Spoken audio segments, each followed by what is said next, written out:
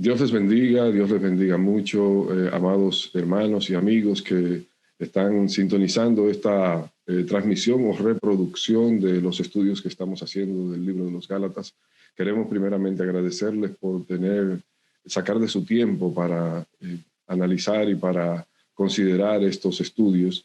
Y queremos expresarle también que desde el Ministerio Apologético Razón y Fe y la Iglesia La Puerta Estrecha, nuestro propósito con estos estudios es precisamente contrarrestar falsas doctrinas que han estado circulando desde tiempos antiguos, pero que hemos visto un resurgimiento en este tiempo.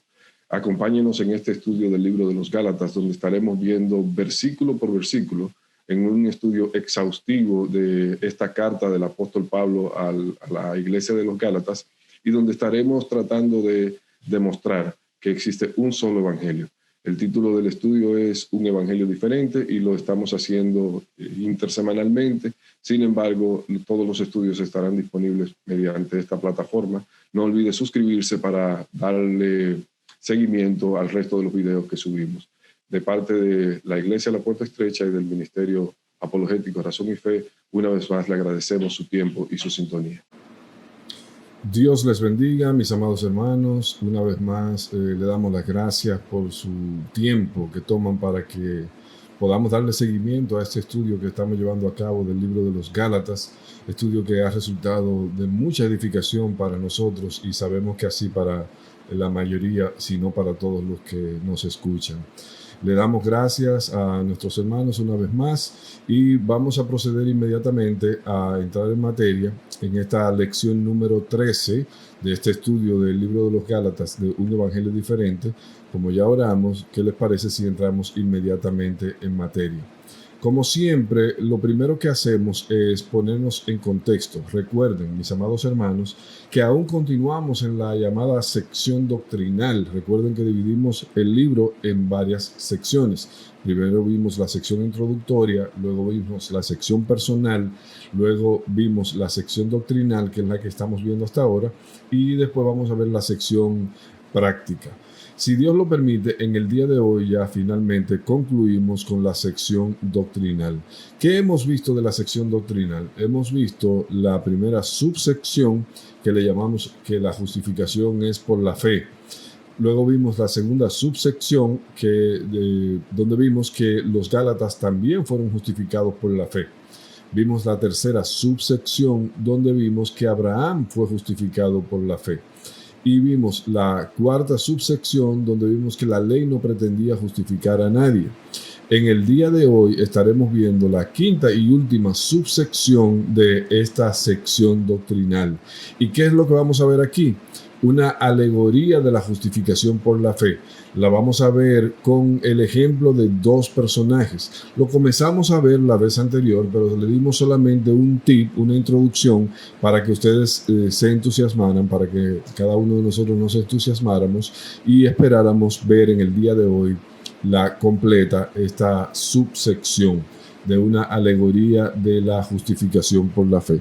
¿Quiénes fueron esos dos personajes que el apóstol Pablo decidió usar para trabajar una alegoría de lo que es la justificación por la fe? Pues esos dos personajes fueron Agar y Sara, que como todos nosotros sabemos fueron las madres respectivamente de Ismael, el primer hijo de Abraham, y de Isaac, el hijo de la promesa, el hijo de Abraham a través de su esposa Sara. Vamos a entrar en materia inmediatamente, vamos a ver un poco otra vez lo que vimos la vez pasada, pero recuerden que la vez pasada vimos solamente el inicio, la introducción. Quiero que, como siempre, me permitan leer la porción completa para que nosotros podamos estar en contexto con lo que vamos a hablar en este día. La porción completa va desde Gálatas capítulo 4, versículo 21, a Gálatas capítulo 4, versículo 31. Dice así la Escritura: Decidme, los que queréis estar bajo la ley, ¿no habéis oído la ley? Porque está escrito que Abraham tuvo dos hijos, uno de la esclava, el otro de la libre. Pero el de la esclava nació según la carne, más el de la libre por la promesa. lo cual es una alegoría, pues estas mujeres son los dos pactos. El uno proviene del monte Sinaí, el cual da hijos para esclavitud. Este es Agar, porque Agar es el monte Sinaí en Arabia y corresponde a la Jerusalén actual, pues ésta, junto con sus hijos, está en esclavitud.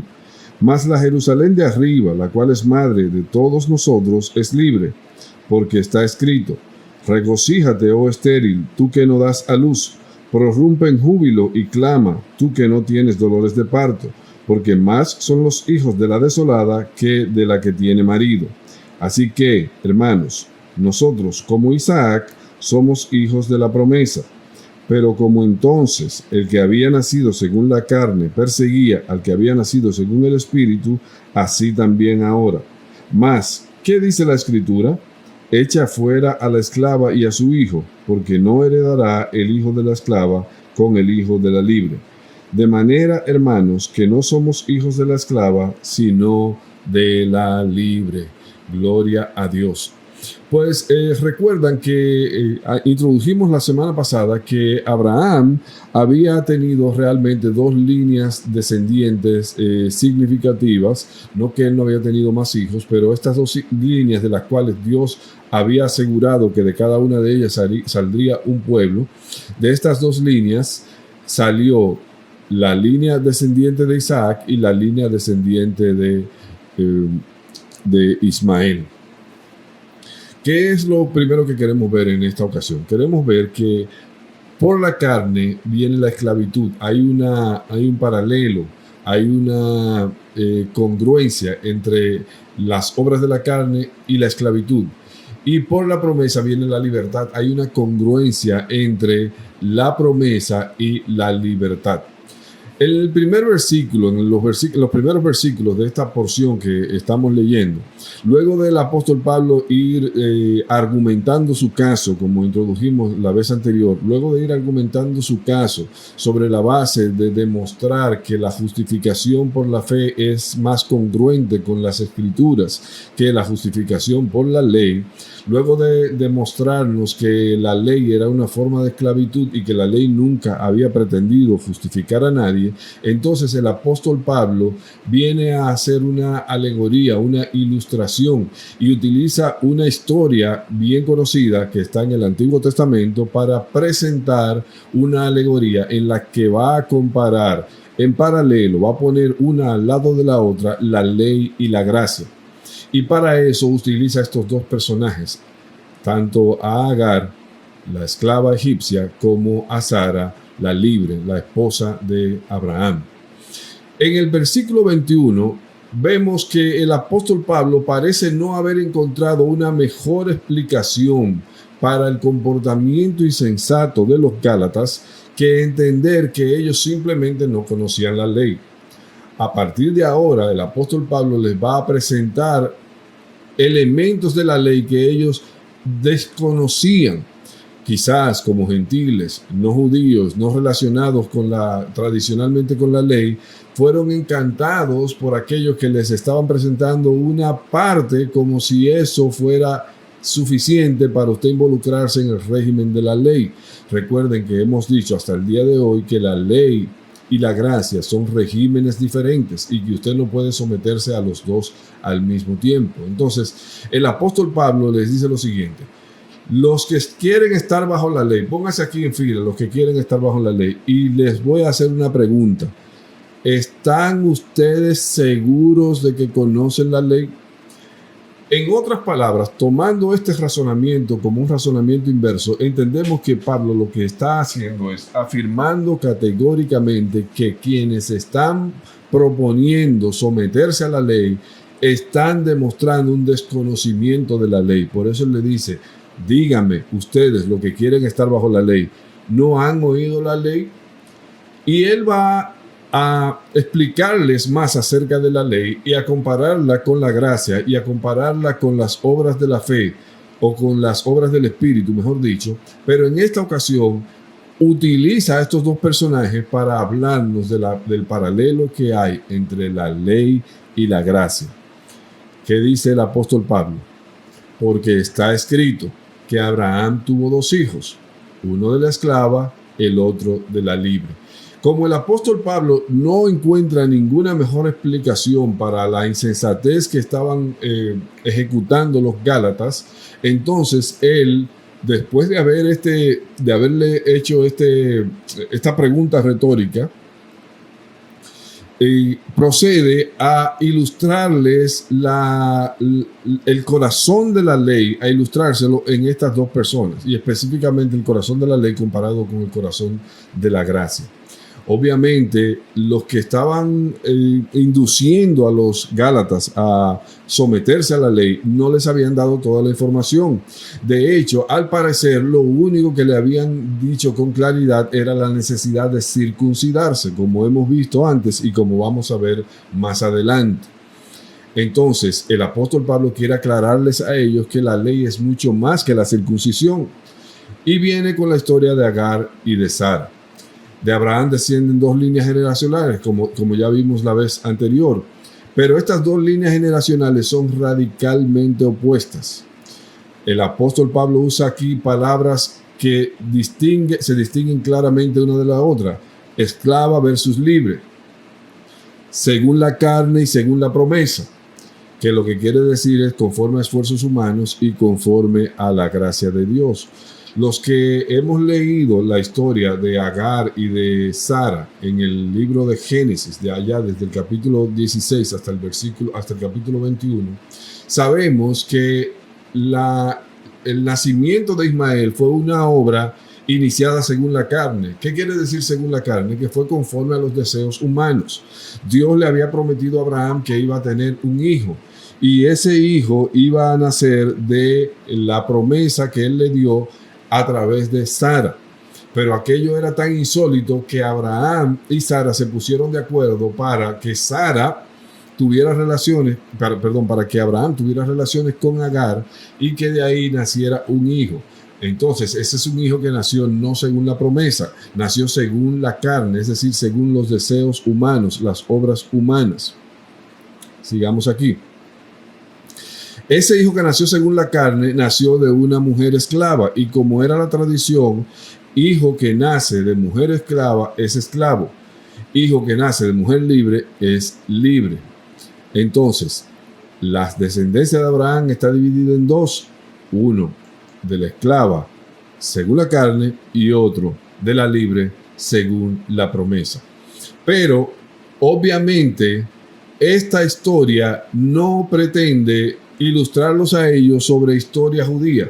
No, el apóstol Pablo va a usar esta historia para afirmar una doctrina, una verdad doctrinal, transmitirles a ellos una verdad doctrinal.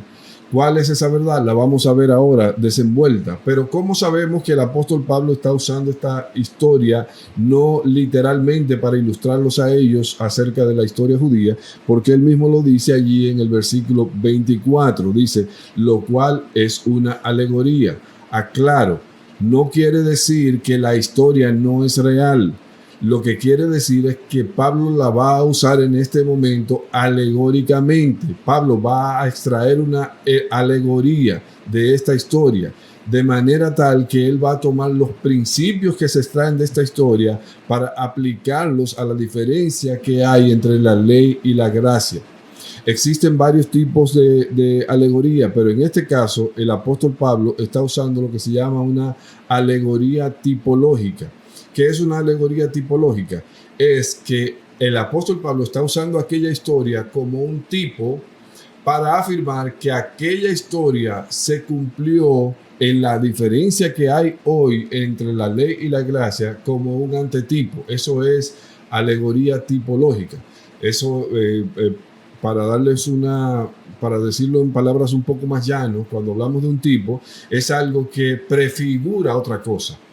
¿Ha escuchado usted la expresión prototipo? Que lo que significa el primero de una clase.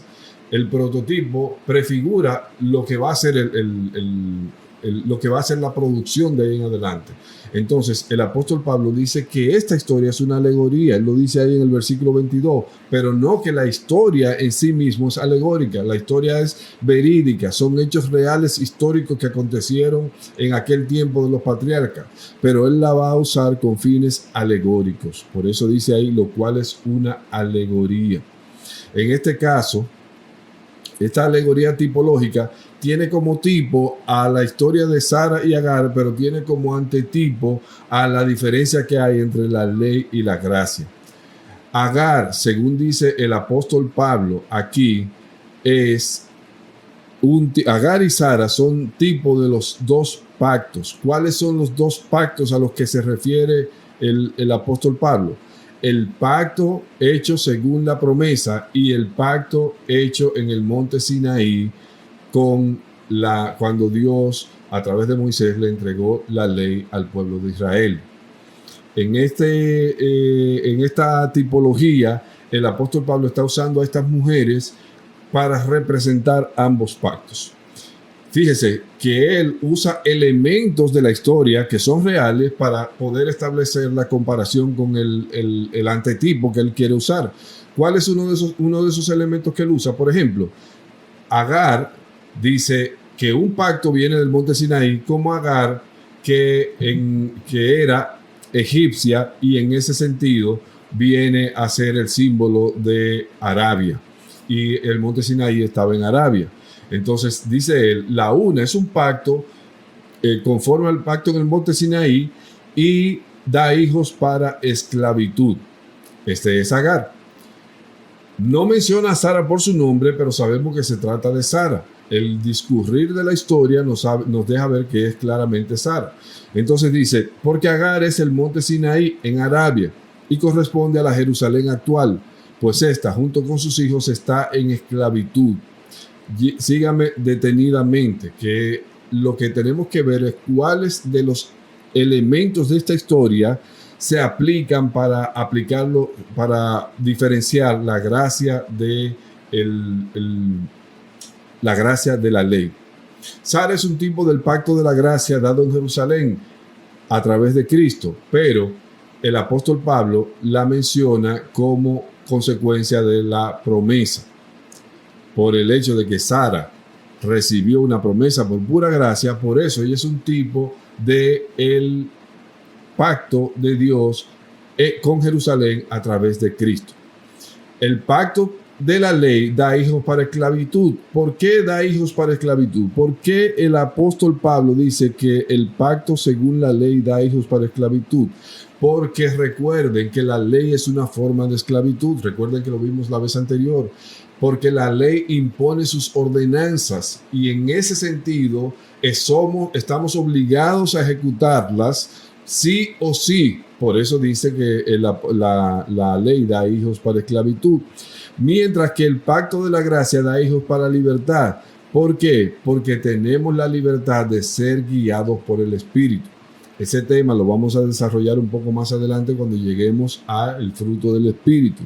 Pero nos queda suficientemente claro hasta este punto que la razón por la que el apóstol Pablo usa a estas dos mujeres es porque una es símbolo de la ley que da hijos para esclavitud y otra es símbolo de la gracia que da hijos para libertad.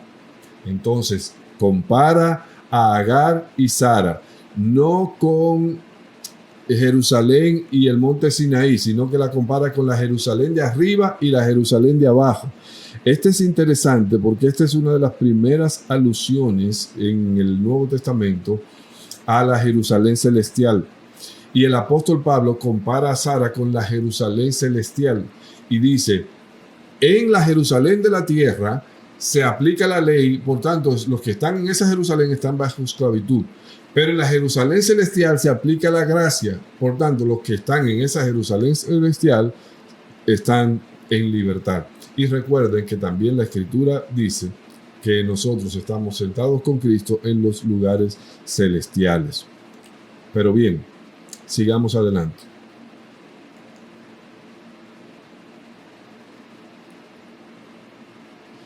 Pablo usa una cita ahí en Gálatas 4, versículo 27 y 28. Usa una cita que la toma de Isaías 54:1 para poner su argumento en versículos bíblicos. Usa una cita para reinterpretar Isaías capítulo 54 a la luz de lo que él quiere argumentar. Dice versículo 27 y 28, porque está escrito, regocíjate, oh estéril, tú que no das a luz, prorrumpe en júbilo y clama, tú que no tienes dolores de parto, porque más son los hijos de la desolada que de la que tiene marido. Así que, hermanos, nosotros como Isaac somos hijos de la promesa. Ve que por esto sabemos que estaba hablando de Agar, de Sara, perdón, porque habla aquí claramente de que somos hijos de la promesa en Isaac. Ok, porque está escrito. ¿Dónde está escrito? En Isaías capítulo 54, versículo 1. Pablo usa este pasaje como una profecía de doble referencia. ¿Qué es una profecía de doble referencia, mis amados hermanos?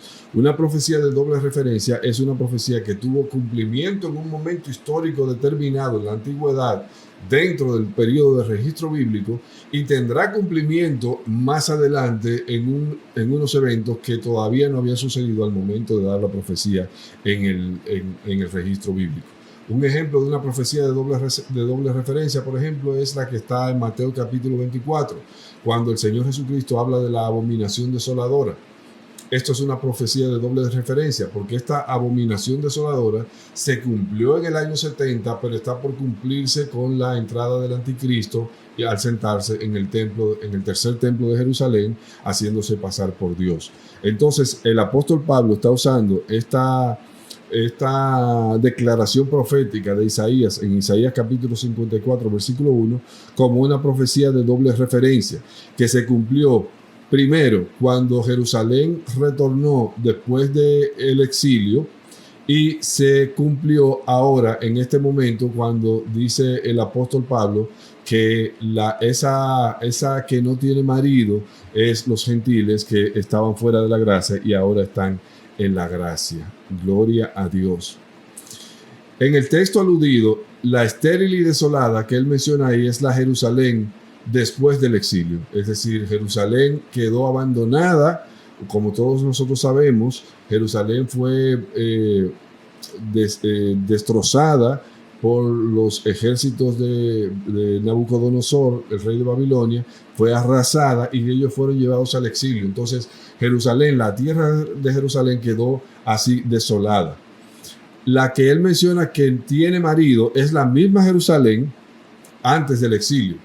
Y ese canto de regocijo que profetiza es cuando los repatriados vuelvan a Jerusalén. O sea que la misma figura aquí que tenía marido, que quedó desolada y que va a volver a cantar porque va a volver a tener hijos, es la misma Jerusalén. Como les decía, la primera referencia se cumplió cuando los expatriados pudieron volver a Jerusalén luego del decreto de Ciro, y la segunda referencia se cumplió cuando Jesucristo abrió la entrada a la gracia de Dios tanto para judíos como para gentiles. Entonces Pablo conecta la alegoría que él acaba de mencionar y la profecía con una conclusión. ¿Cuál es esa conclusión? Así que, hermanos, nosotros como Isaac somos hijos de la promesa. Aquí se cierra el círculo de la presentación de los personajes que componen la alegoría que el apóstol Pablo nos está dejando. ¿Quiénes son los personajes? Agar, que representa la ley; Sara, que representa la gracia; Ismael, que significa los hijos que están bajo esclavitud, es decir, el pueblo de Israel que está bajo la ley; y Isaac, que representa a los hijos de la promesa, es decir, tanto judíos como creyentes en Cristo. Oh, gloria a Dios. Seguimos. Entonces, el apóstol Pablo nos presenta que hay una de dos opciones: o somos hijos de la gracia o somos hijos de la ley. O somos hijos según la ley, según la carne, o somos hijos según la promesa. El régimen de la ley y de la gracia son mutuamente excluyentes. Gálatas capítulo 4, versículo 29 al 31 dice: pero como entonces el que había nacido según la carne perseguía al que había nacido según el Espíritu. Aquí está el contraste que Pablo introduce y que vamos a manejar ahora en las próximas lecciones, sobre todo a partir de Gálatas capítulo 5, 24, que es el contraste entre la carne y el Espíritu. Pero quiero enfocarme ahora en la dirección en la que Pablo identifica la persecución. Pablo no dice que estos dos hijos, uno según la carne y otro según la ley, se perseguían mutuamente. Pablo establece con mucha claridad que quien perseguía era el que había nacido según la carne y perseguía al que había nacido según el Espíritu. Pero hay una frase ahí que trae esa historia a la actualidad cuando dice, así también ahora. En otras palabras, la persecución que tenía los ismaelitas sobre los judíos, hablamos de los ismaelitas porque no hay evidencia en el registro bíblico de que Ismael como individuo persiguiera a Isaac como individuo. La única evidencia que hay en la Biblia es de un momento en que él se burló que Ismael se burló de Isaac y que fue uno de los detonantes de que Sara decidiera que era tiempo de sacar a ese muchacho de la casa. Pero sí hay mucha evidencia bíblica de que los ismaelitas perseguían a los israelitas. Entonces el apóstol Pablo utiliza aquellas historias de persecución para traerlas al momento actual y decirnos a nosotros y decirles a los gálatas de entonces, al igual que como aquellos perseguían a los otros, así ahora los que han nacido según la carne, es decir, los que están sometidos al régimen de la ley, persiguen a los que han nacido según el Espíritu, es decir, los que están sometidos al régimen de la gracia. Y eso es igual en aquel tiempo y es igual ahora. Recuerden lo que hemos dicho ya varias veces y que no nos cansamos de reiterar en este estudio, que la razón principal por la que los estamos haciendo es por la persecución con fines de legalistas que ha habido de un grupo de judaizantes modernos a los hermanos que estamos bajo la gracia. Es normal que los hijos de la ley persigan a los hijos de la gracia. Desafortunadamente, solamente uno de los dos grupos recibirá la herencia. Pablo utiliza las palabras de Sara después de aquel episodio al que le contamos hace un ratito, en el que Sara le dijo a Abraham, echa fuera a la esclava y a su hijo. Lo utiliza para recordarnos que así como Ismael y los ismaelitas no fueron partícipes de la herencia, así también los legalistas, los judaizantes, no serán partícipes de la herencia porque no heredará el hijo de la esclava con el hijo de la libre. Yo no sé si a usted le gusta así o más claro. A mí así me parece suficientemente claro. Que queda claro que sabemos ya, identificamos cuáles son los personajes de la alegoría y está claro que los personajes que se mencionan aquí como hijo de la esclava e hijo de la libre son comparados alegóricamente con los que están bajo la ley y los que están bajo la gracia. De manera, hermanos, que no somos hijos de la esclava, usted y yo, como creyentes en Cristo, no somos hijos de la esclava, sino que somos hijos de la libre. Solamente uno de los dos grupos recibirá la herencia. Y resulta que Pablo, aunque es judío, se incluye aquí cuando dice no somos hijos de la esclava, sino de la libre. ¿Por qué? Porque él, aunque era judío, había sido redimido de la esclavitud de la ley por la sangre de Jesucristo y había aceptado el regalo de amor y de la libertad que está en la gracia de Jesucristo. Gloria a Dios. Fíjense, hermanos, como les prometí la vez anterior, aquí he traído un cuadro que, por cierto, doy los créditos a el hermano Alexander Padilla Cuba, a quien no conozco, pero este material lo conseguí de un material que él publicó, un estudio llamado, un paper, un ensayo llamado Las diferencias entre la ley y la gracia, que está publicado en academia.edu. Si usted tiene oportunidad, pues bájelo, que está bien, pero bien interesante. Aquí tenemos en paralelo la ley representada alegóricamente por Agar, y la gracia, representada alegóricamente por Sara. Y traje una serie de versículos bíblicos, bueno, los tomé de aquí, de este cuadro de Alexander Padilla Cuba, para que comparemos punto por punto la ley con la gracia. En la primera comparación, la ley fue dada por medio de Moisés y se le llama la Torá y comprendía 613 mandamientos. Fue dada aproximadamente en el 1400 antes de Jesucristo. Mientras que la gracia y la verdad vinieron por medio de Jesucristo. Juan capítulo 1 versículo 17 dice: pues la ley por medio de Moisés fue dada, pero la gracia y la verdad vinieron por medio de Jesucristo. Un mediador diferente, un pacto diferente, un mejor pacto, como dice el libro de Hebreos. Aquel basado en lo que nosotros hiciéramos, basado en lo que hizo Cristo. Segundo, si no hubiese sido por la ley, nunca hubiésemos conocido el pecado. Romanos capítulo 7, versículo 7, que dice así: ¿qué diremos pues? ¿La ley es pecado? En ninguna manera. Pero yo no conocí el pecado sino por la ley, porque tampoco conociera la codicia si la ley no dijera: no codiciarás. O sea, la ley vino para evidenciar el pecado. La ley vino para hacer evidente que somos pecadores. Sin embargo, la gracia, si no hubiese sido por Jesucristo, nunca hubiésemos conocido la justificación. Aleluya, gloria a Dios.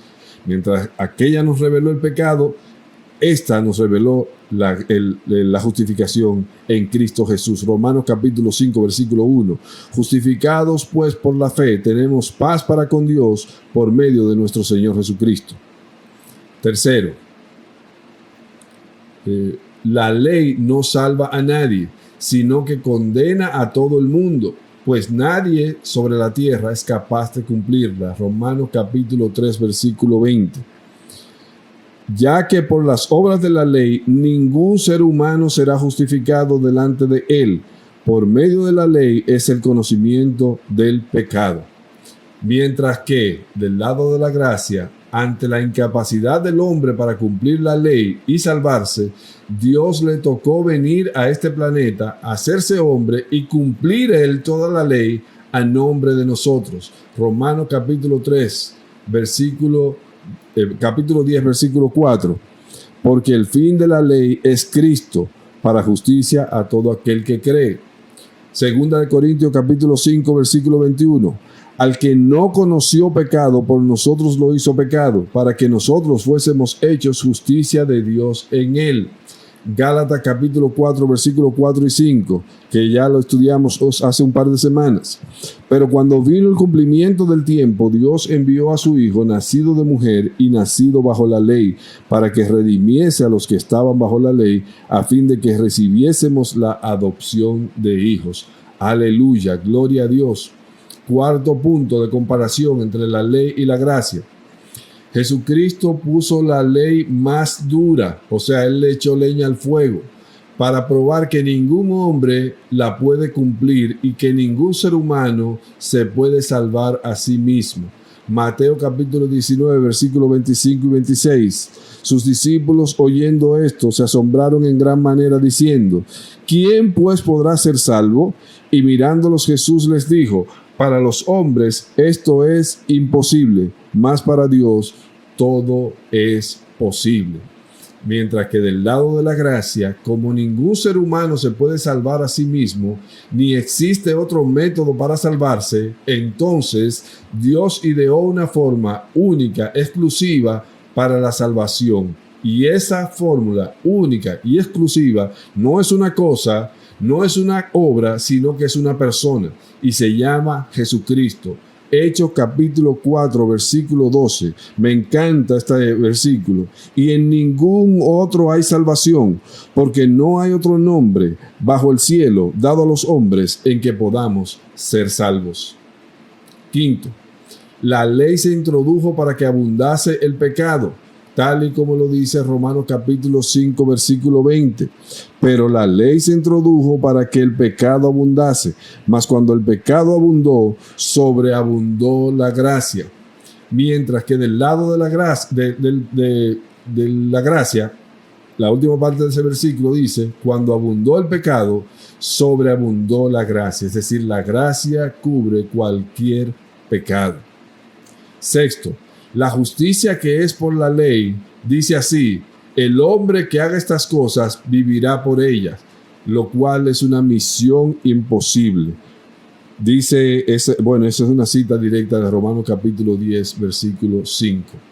Mientras que el lado de la gracia dice así, la justicia que es por la fe dice, si confesares con tu boca que Jesús es el Señor y creyeres en tu corazón que Dios le levantó de los muertos, serás salvo. Romanos capítulo 10, versículos 8 y 9. Siguiente. Bajo la ley, el hombre recibe lo que se gana o se merece. Romanos capítulo 4, versículos 4 al 6. ¿Qué es lo que el hombre se gana o se merece? Pero al que obra, no se le cuenta el salario como gracia, sino como deuda. Mas el que no obra, sino que cree en aquel que justifica al impío, su fe le es contada por justicia. Como también David habla de la bienaventuranza del hombre a quien Dios atribuye justicia sin obras. O sea, lo que nosotros merecemos es lo que recibimos con la ley. Pero bajo la gracia se libra al hombre de lo que se merece, de su merecido, y se le dan riquezas más allá de toda descripción, como dice ahí mismo los últimos versículos del Romanos capítulo 4, versículo 4 al 6, el versículo 6 específicamente. Bienaventurado el hombre a quien Dios no considera pecador, o sea, a quien Dios no atribuye impiedad, dice el salmista. Y por último, la ley no se puede mezclar con la gracia. O es una o es la otra. Lo mismo sucede del otro lado. La gracia no se puede mezclar con la ley. O es una o es la otra. Romanos capítulo 11, versículo 6 dice, y si por gracia, ya no es por obras. De otra manera, la gracia ya no es gracia. Y si por obras, ya no es gracia. De otra manera, la obra ya no es obra. En palabras más sencillas, mis amados hermanos, tal como Isaac e Ismael son líneas diferentes que se dirigen en direcciones contrarias. Asimismo, el régimen de la ley y el régimen de la gracia son líneas diferentes que se dirigen en direcciones contrarias. Y si usted está en una, no puede estar bajo la otra. La pregunta es, ¿prefiere usted estar bajo la ley antes que estar bajo la gracia? Yo concluyo con esto.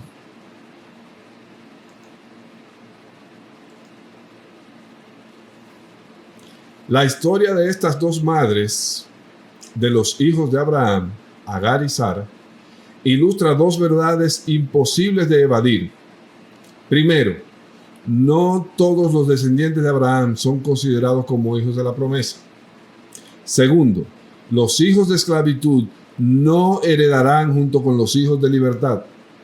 El apóstol Pablo usó esta historia para ilustrar la imposibilidad de ser salvos mediante la ley y mediante la gracia, al mismo tiempo, ya que ambos regímenes no pueden coexistir. No pueden coexistir. O estamos bajo la ley o estamos bajo la gracia. Pero más importante aún, para mostrarnos que la iglesia es la única heredera de las promesas de Dios en Jesucristo. Apreciemos el regalo de Dios de habernos hecho parte de su familia. ¿Y sabe cómo? Por pura gracia. Gloria a Dios. Bueno, hasta aquí respeté el tiempo que me dieron para esta parte. Creo que hasta me quedó un minuto. Quiero que esta reflexión quede en su mente y en su corazón, mis amados hermanos. O estamos bajo la ley o estamos bajo la gracia. Dios les bendiga, Dios les guarde y gracias por su tiempo, por su apoyo y por estar siempre dispuestos para estos estudios. Dios les bendiga, mis amados hermanos. Gracias por su tiempo y sintonía. Para obtener más recursos como este, suscríbase a nuestro canal y síganos en las redes sociales. Le esperamos en nuestra próxima sección de estudios bíblicos. Dios le bendiga.